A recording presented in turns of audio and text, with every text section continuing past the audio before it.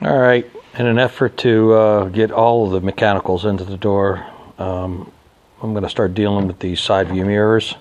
We want to use the Challenger side view mirrors, and the first thing I have to do is I have to remove this base that allows it to rotate if you hit it with something, pull your mirrors in. It's not going to be an option here because these things stand way too far out on the car. They kind of look like the car's getting ready to take off. Anyway, the difficult part about that is there's a little retainer ring. It's a little white metal ring here. And what that does is it slides down one way permanently at the factory onto a shaft here. And then below it there's another steel ring with a spring. And that spring keeps tension on this so that when you rotate it, either way it keeps the mirror tight up against this base. Well, in order to slide that ring off, get that ring to release, what I did was I drilled some holes on both sides so that I could penetrate with this air saw here and just kind of cut the top of the ring on just one side. As you can see right here, I cut across it on this side here to just loosen it. And it's actually, I didn't actually even cut through it. Just the action of sawing on it loosened it up, because it's just, this little ring just grips the plastic shaft, as you can see. It's the only thing that's between you and your mirror popping off. The way I know that is just because on my Challenger I had this issue with brand new mirrors. This thing gave up and I had the car completely assembled and I just touched the mirror and it flew off. So in that case what I had to do is I had to pull it back off, to take the interior panels back off, pull the mirror back out, and then take this ring and rotate it to a new spot where it would grip that plastic shaft down there, because a couple of times I tried to put it back where it came off and it just slid back off. So yeah, anyway, that's the method that they use to keep this thing together, and it's a little bit difficult to take it off, but now I'm going to reduce it down to this size here so that I can just deal with the mirror itself. Okay, with the mirror pared down to just this piece here and cutting away the spring and all the retainer clips and everything and the base, they'll have to be cut away because obviously it's all fed on there before they put this end on here. If you don't want to rewire it, you got to cut everything else off. Anyway, it's got a little protrusion here for the wire, kind of a guide for the centering of this piece. But what I've gone ahead and done is I went and sat in the car. The owner of the car came and sat in the car, make sure he had headroom, which was important. He's 6'4". We've got the seat sitting where he would normally sit. Of course, I'm not as tall as him, but in order to get it in the neighborhood, I had my wife hold the mirror outside the car and move it back and forth until it looked like it was in a good spot relative to where I was sitting. That ends up being right about here. The mirror edge here kind of lines up with the back of this chrome on the quarter window. Anyway, I went ahead and drilled a 1.1 hole with a hole saw here to get started. After I had her just mark the front of it, and I came out and fiddled around with it, got it oriented the way I wanted to. What I've been doing now is just going and relieving both sides a little at a time with a grinder, making sure that I keep the mirror oriented the way I want. Generally, front to rear, it should be about 3.5 inches. From this straight across to here should be about 3.5 inches. That's the angle that I've come up with, determined, measuring from a common point at the front of the door. So anyway, with that in mind, you'll be able to feed the cord down through the hole. It happens to be right next to the bolt that comes through to secure the quarter window. Anyway, so I've got this kind of tapered and ready to go in right here, and it cradles into this portion of it right here. As you can see, I'm basically working this back and forth, just a little bit off the top, a little bit off the bottom, making sure to keep the mirror maintained at this angle, starting with the driver's side also, because obviously I have a seat in there and that's the most important side. I'll match the passenger side, and the way I'll do that is I'll take and make a pattern, paper pattern, of what this ends up being once it's ground and it's sitting in the orientation that I want it to. That way, when I grind the other one off, I can just grind to a line and it'll sit in this pocket in the same relationship, so that one mirror is not tilted down and the other one's not tilted up. I'm going to epoxy some studs in here, and then we'll run 2 holes for the studs. I'm going to create a little EDPM gasket also that will fit to the bottom to seal off over here. And then also there will be a reinforcement plate on the back side of this sheet metal, which is very important because, you know, if anybody hits this mirror, you don't want them to torque this very thin sheet metal that's on the door. So I'll be putting a thicker piece of metal on the back side of this and then welding that into place so you don't have to fumble with it when you're trying to put the mirror in. Anyway, that's the plan. We'll see how it works out. All right, so I recovered these studs out of the base of the mirrors, the existing bases. I was surprised to see that they weren't just embedded in plastic, but you know, they actually were threaded in there, and they're pretty hefty. They're steel.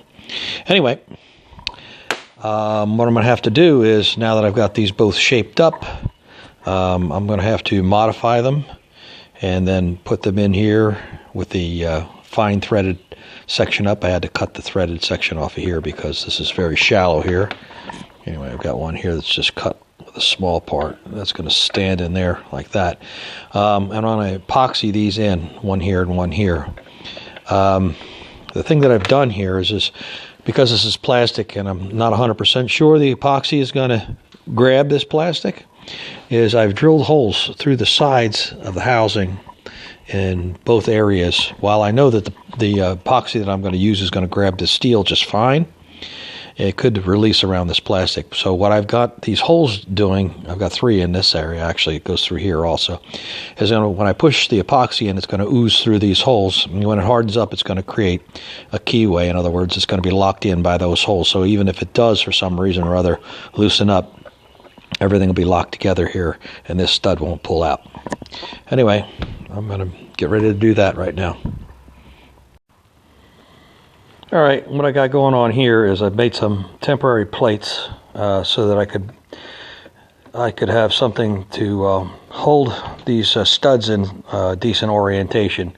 I don't want them all crooked relative to each other, so they're just simply bolted through these pieces of sheet metal to where I'll be able to push them down into the epoxy. And after the first epoxy sets, I will remove these, and then I'll fill in some more epoxy on top once they're secured. But that's simply just to hold them in place so that they bottom out actually where this mirror housing bottoms out. So that's what the sheet metal's doing right there. It's touching right here and it's touching right here. And these 2 studs are just kind of floating in midair underneath here. And I can get them lined up really nicely after I get the glue, and then we'll set them right like that until they harden up. Anyway, on to the next move. Okay, back to the mirror project. Let me take this off of here for a minute. Here you can see what the epoxy looks like. All down in there, I've already sanded it off so that it's flush to where these had already been contoured to fit the side of the car. And you can see the little plugs of epoxy that have pushed through on either side here to hopefully lock that in and keep that from, they feel like they're pretty nice and sturdy in there. Anyway, I'm going to take this, I took this piece that I used to stabilize the studs in the epoxy, and I've kind of rounded it off a little bit, kind of made it the contour of the side of the car where this mounts. And I'll use this little template here to mark my drill holes for where this mirror mounts on the car. All right, so I just made a pattern for the bottom of this mirror where the base mounts. I made it slightly larger, probably about 3/32 of an inch larger. I've got this 1/16 of an inch gasket material. It's called EDPM gasket, It's used a lot in areas where UV radiation would be an issue. It's used for most commercial glazing seals, and I came across it when I was installing sunrooms maybe 35 years ago. But EDPM is available in all thicknesses and sheet sizes from, again, from McMaster Carr out of Atlanta. So it's perfect material. Put on the exterior of a car, it won't crack or dry out. So what I'm going to do is I'm going to cut this gasket so that the base of the mirror is cushioned against the car. Okay, so took a piece of 065 steel and just placing it on the outside here. I drilled the same hole pattern here, and then I contoured the piece so that I can now go up and put this up on the inside there. I'll drill some holes here, here, and here so that I could plug weld it through the front top side here once I get it through bolted through these holes that will eventually be the placement for the studs on the mirror. This just adds a little strength in this area here. If anybody hits the mirror, it won't deform this little piece of thin sheet metal that's right here. I mean, this has got nothing on the back side, but these mirrors here didn't stick out as far. Anyway, that's what I'm up to now.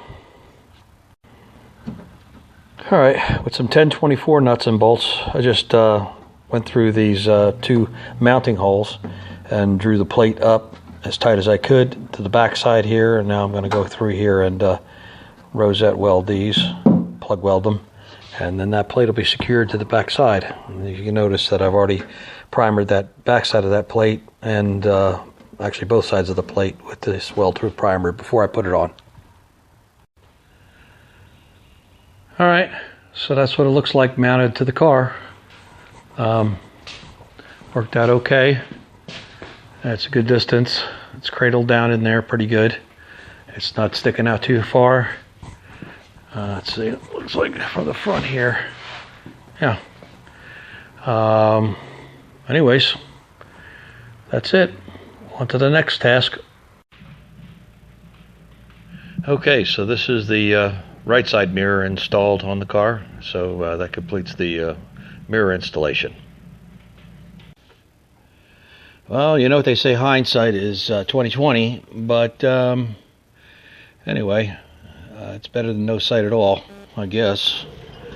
You see how this whole area is pretty crowded up with this rail that guides the glass. Everything is just barely making it into the exact location where it needs to go, with almost no room to spare. You see I've had to cut into the steel portion of this guide. It doesn't interrupt the flow of the glass, but I'd rather have not had to do that. It turns out, though, that I probably didn't have to do that. On my car, of course, I had a single piece of glass, and I didn't have these rear runners because the glass was just clamped in the two Challenger type door regulators for the window. But my assumption is that all of this needed to be installed flush like this, but it didn't. I could have probably taken and brought this out about 3/8 of an inch, just where the latch is here, which would have accomplished a couple of things. Anyway, you can see I went and I flushed this area up on my car. This is completely flush. Of course, this had to be recessed because this door's too short. But anyway, you've got almost a 1/2 of an inch here in this pocket right here. And actually, technically, you could have gone ahead and made it deeper if you wanted to, and put this latch in further in this direction here, and then basically had a slight bulge, maybe 1/2 of an inch here, to carry the lock mechanism out this way.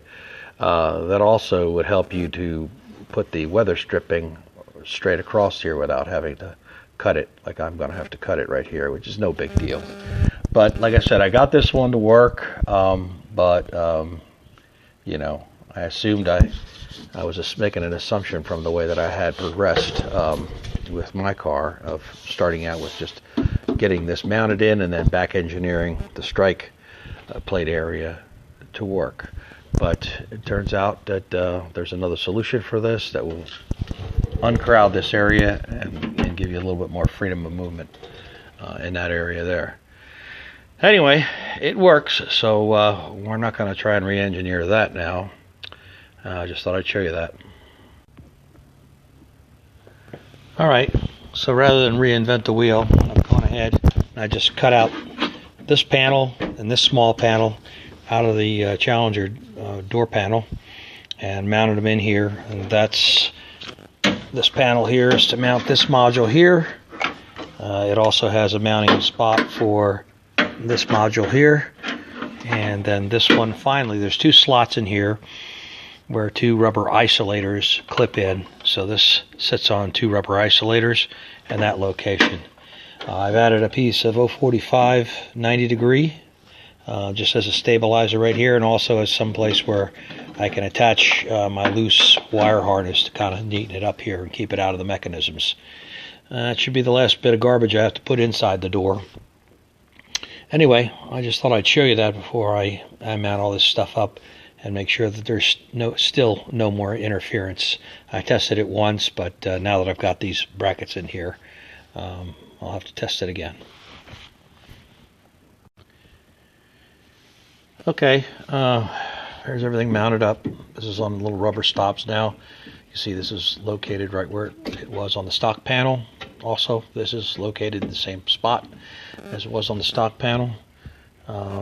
Anyway, I was thinking about, you know, the whole situation with these 2011 door handles and replacing them with these older door handles. And I was thinking that the wiring that went to them was just merely for a little courtesy light to show you where the door handle was, but then I realized that it actually has something to do with a proximity sensor, I believe, for activating your remote key as far as keyless unlock of the car. So I have to complete this circuit. It's not just a lighting circuit, even though that's what I thought it was, because it's just two prongs. Anyway, what I did was I recovered this piece, which is the proximity sensor, out of the door handle, and I'm going to cut all this extra stuff off, and I'm going to have to find a way to mount this up against the outer skin, because that's really the only spot left for it in there. I doubt that this proximity sensor will work through the steel door skin, but at least the circuit will be complete, and we won't get any errors telling me I need to check my keyless entry system, which is what will happen, I believe, if you don't include this little device in the setup. Anyway, it's always something. Alright, so this is what I came up with to mount this piece. First thing I did was I pared it down. I got rid of all the things sticking out that I didn't need, just got them off. Drilled a couple holes in the remaining flange right here, being careful not to get into the actual pad itself on the bottom side. And then I took and got a piece of 65 thousandths steel, countersunk it, and put some 1032 bolts in there, countersunk. I stacked up some nuts on the back side in order to create a standoff situation, and this piece will mount on the two studs like that on the inside, and a couple of nuts will hold it on.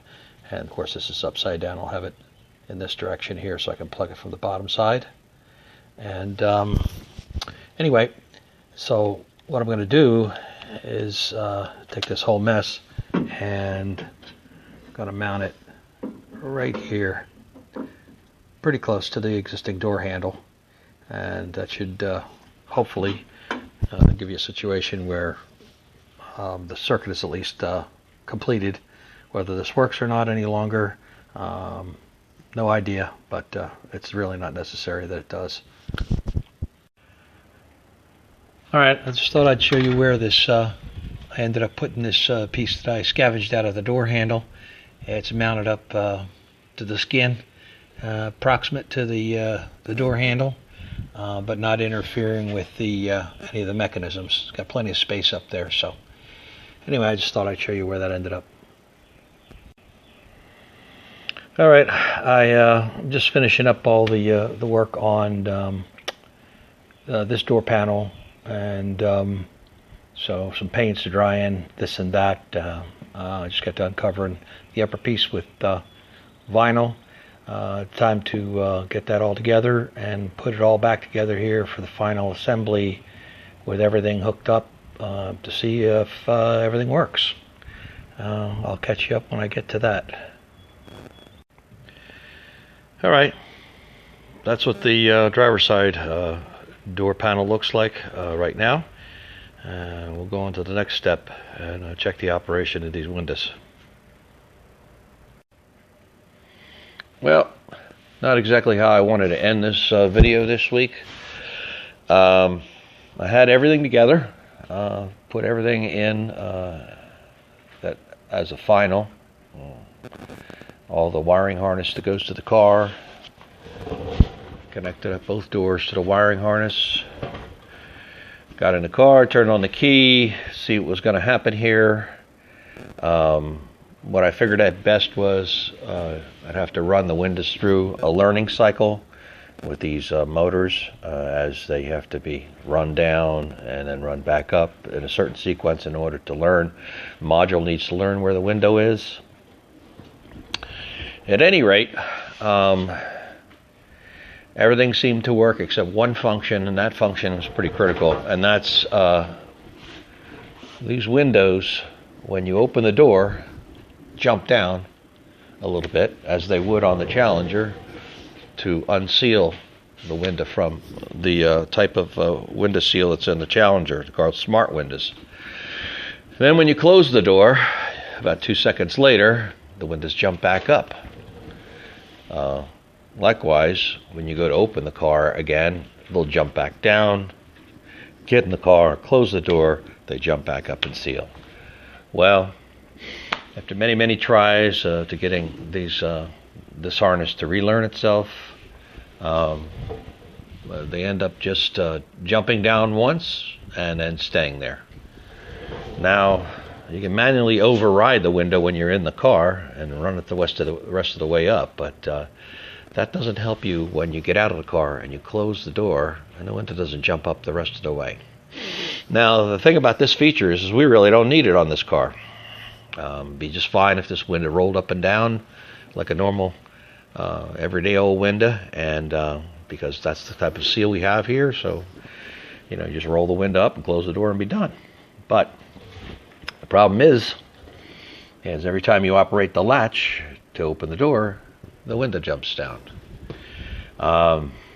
So I am at kind of a situation where I'm stumped here because I don't have the electronic knowledge to know whether it's something basic in the relationship of this window to this window motor and the resistance that it's creating, or whether it's just a something in the body control module, because all of this mess, and one of the reasons that I decided to pull it out just as is and plug it back in just as is from the Challenger, is it all talks to the body control module inside the car. Now, there could be a fault code in there that I have no idea about, but I spent a bit of time yesterday trying to track down information, talk to somebody that's a little more knowledgeable about these systems, and initially he said, well, why don't you just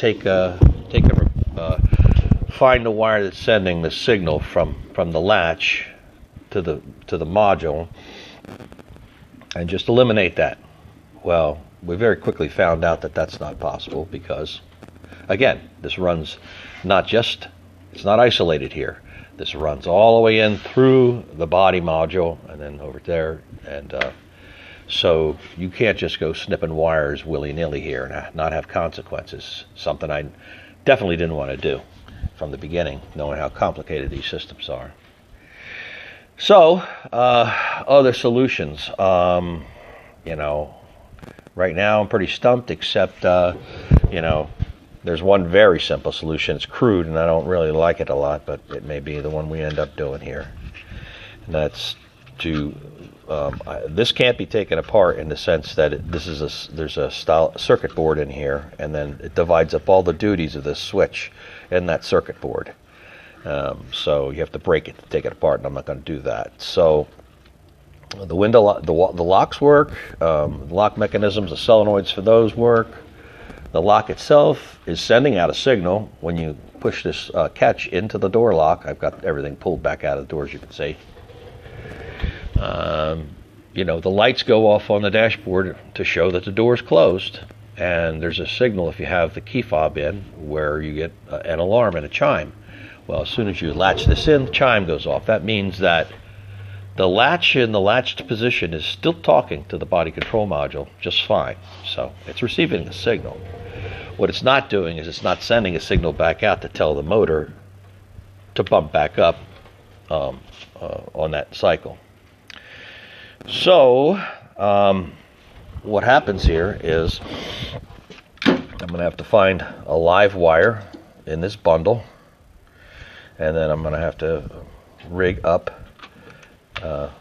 possibly a switch, just a regular window switch that has for a bipole motor, and then I'll have to take this motor off, the smart motor, and put just the one that I use to get this whole thing to run cleanly up and down, and then I'll have to do something fancy to cover these switches, and maybe install that other switch back here and have a single switch on either side that's just running a simple circuit to run the window motor itself, and leave all the rest of this has to stay plugged in. All of this has to go in order for this to know what's going on here and for the body module to be happy. So it seems like a lot of work just to get this to work and these to work, but as they say, sometimes you just run out of talent, and I don't have any resources right now that can give me the answers. So what I'll be doing is for now, I'll just be reassembling everything. I'll run the windows back up to where they belong. In this location here right now, I've disconnected this because I had a theory that it might be related to the weight of the window, because there's about a 3-pound difference. This is 3 pounds actually lighter than the Challenger window. And what that means is that if this module's calibrated to anticipate a certain amount of resistance that the motor has, when it meets that resistance, then the window will stop operation. It's a safety feature, smart windows. In other words, if a child puts their hand in the window, rolls the window up, it'll stop under a certain amount of pressure and then roll back down or cease operation. So, like I said, I've run it through a number of relearn cycles, which is something that you do in order to make sure that, like I said, that the window knows where it's at, and I've had no success. So I'm going to put it all back together, and we're going to run the windows up, and we're going to continue on with fabrication, and hopefully I'll either get some answers on this or get somebody with a scan tool over here, see if we've got a situation where there's a code that's thrown in the body control module, or maybe it's an issue of, and I can't see why this would be the case, but to see whether I need to plug in more items in the car, which there's not many left at this point. They're all mostly accessory items, in order to complete the body control modules, whatever, thinking pattern, who knows what goes on with these systems. So what I thought was going to be a wonderful experience of learning these smart windows turns into be a dead end for at least this car. And like I said, I'll probably end up just changing the motors out in the end, but I'm going to give it some time so I can digest it, think about it, see if an answer doesn't present itself. If it doesn't, that's my last resort, but I'm going to kick that can down the road a little bit and get back to I'm not going to let this bog me down. I'm going to get back to finishing out these rear windows and all the other fabrication I have to do to hang the front end of this car. This can wait to the very end to get resolved when the car is completely put together, and I can go through I can actually get the car started, and actually if I need to, I can force a code with the switches into that module, and then somehow you shut the car off and you turn it back on and it resets the body control module. Who knows if that'll work, but at least it's out there for something to try. Any of you electronics experts out there that can dream up something different? There's no simple solution to this that's satisfying to me, but if anybody out there has any experience of what might be happening here, just leave a comment and we'll see what happens next. Well, thanks for watching. Like I say, every once in a while you just run out of talent, and that happened to me this week. Not to leave on too sour of a note, a little postscript here. I was having trouble with the key fob wasn't operating the lock, so I thought there were lots of problems beyond just the window operation that I was having to deal with.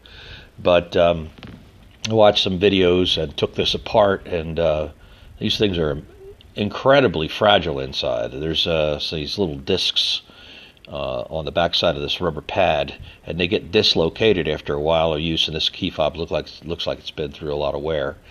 This is typical of these key fobs, and so I cleaned them up and I kind of glued them back into place with a little bit of silicone so that they're on the back side here, and now that you can see the lock is actually working with the key fob, which was not the case, and so at least that issue's been resolved. So not all bad news.